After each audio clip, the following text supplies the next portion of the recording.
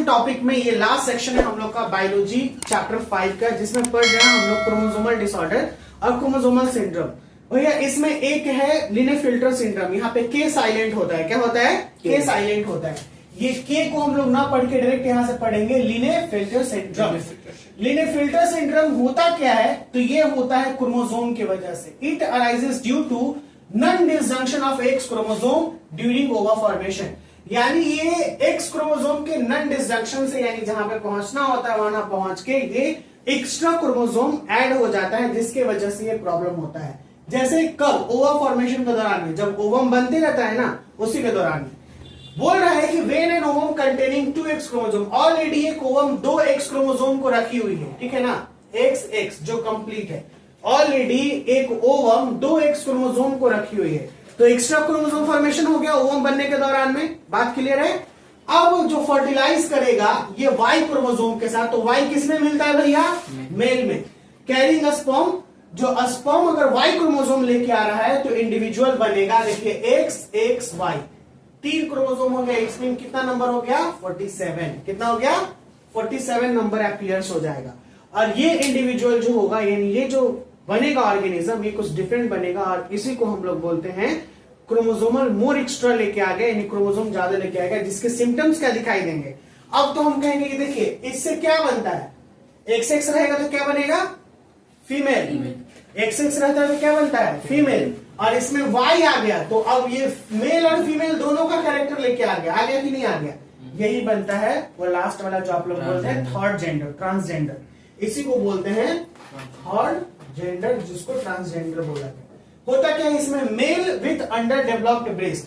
ये मेल जो होगा, इसका ब्रेस्ट जो होगा वो अंडर डेवलप्ड होगा, यानी फुली डेवलप्ड नहीं होगा। आप जिन लोगों को देखिएगा फुली डेवलप्ड नहीं होता है ये थर्ड जेंडर को। स्पर्स बॉडी हियर, यानी बॉडी में बाल भी रहेगा। फीमेल में बाल नहीं होता है, बहुत रेयर देखा जाता है, वो हार्मोनल एक्टिविटीज की वजह से होता है, लेकिन यहाँ पे स्पर्स बॉडी हियर कहीं कहीं पे बाल होते हैं, ठीक है।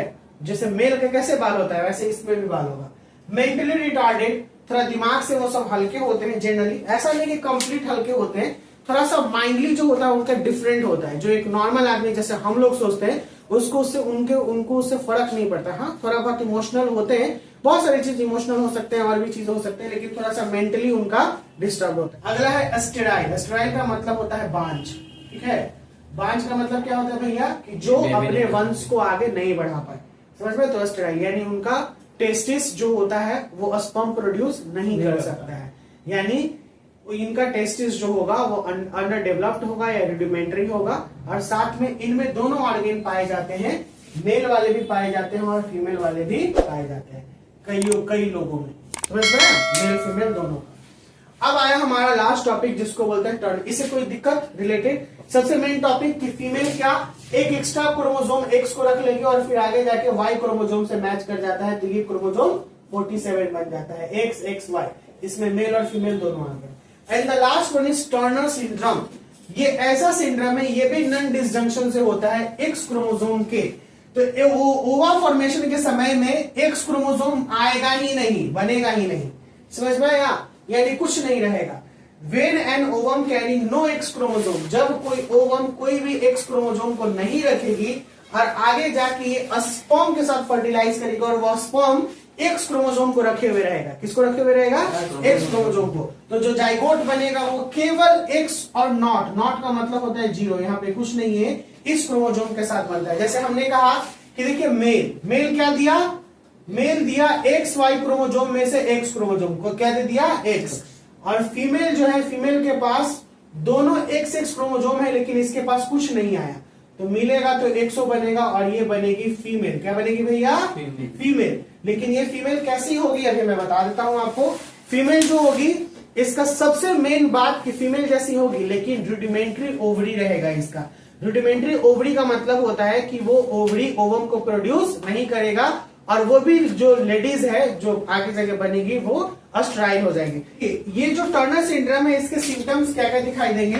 तो बस लिनेफिल्टर सिंड्रोम के जैसा ही सिम्टम होता है, लेकिन थोड़ा अलग हटके हो जाएगा। जैसे ये फीमेल जो होगी ये रुडिमेंट्री ओवरी, रुडिमेंट्री का मतलब होता है अर्धपूर्ण रूप से पूर्ण होना, ठीक है ना, अर्धपूर्ण होना। यानी पूरा नहीं होके आधा होने, यानी ये जो ओवरी होगा ये फंक्शनल होगा ही नहीं। यानी फंक्शनल का मतलब कि ये काम नहीं करेगा। इट्स मीन ओवरी का काम है ओवम को प्रोड्यूस करना, तो ओवम क्या प्रोड्यूस होगा? नहीं होगा। जब ओवम प्रोड्यूस नहीं होगा तो देखिए ये क्या बन जाएगी? अस्टेराइल बन जाएगी, यानी ये बांझ हो जाएगी। क्या हो जाएगी भैया? बांझ। इट्स मीन कहने का मतलब कि ये कोई बेबी प्रोड्यूस नहीं करेगी, बेबी का प्रोडक्शन नहीं होगा। समझ में है? दोनों होता है, एक्स वाई दोनों होता है? नहीं, एक्स वाई नहीं होता है, केवल एक्स और नॉट होता है। देखिए होता है, ठीक है, एक्स वाई नहीं होता। एक्स वाई हो जाएगा तो मेल बन जाएगा, इसीलिए तो ये मेल नहीं है, फीमेल है। और फीमेल होते हुए भी इसके पास ओवरी फंक्शनल नहीं है। अगर एक्स वाई जब भी मिलेगा तो ये मेल बन जाएगा, एक्स एक्स जब भी मिलेगा तो ये फीमेल बन जाएगा, एक्स एक्स वाई जब मिलेगा तो मेल प्लस फीमेल का गुना आ जाएगा, जिसको बोलेंगे और जेंडर। क्या बोलेंगे? और जेंडर। और ट्रांसजेंडर इसको बोलते हैं। और ट्रांसजेंडर का एक और टाइप होता है एक्स और नॉट, ये वाला, ठीक है। यही ट्रांसजेंडर है ये भी, लेकिन ये कंप्लीट किसके जैसा दिखेगी? फीमेल के जैसा। यानी इसमें पहचानना मुश्किल होगा। खूबसूरत जैसे फीमेल कैसे रहती है वही, बस एक ही चीज कमी रहेगा कि इसमें ओवरी फंक्शनल नहीं होगा। क्या नहीं? क्या बोले अभी? Ovary functional. हाँ, नहीं कुछ और बोले थे।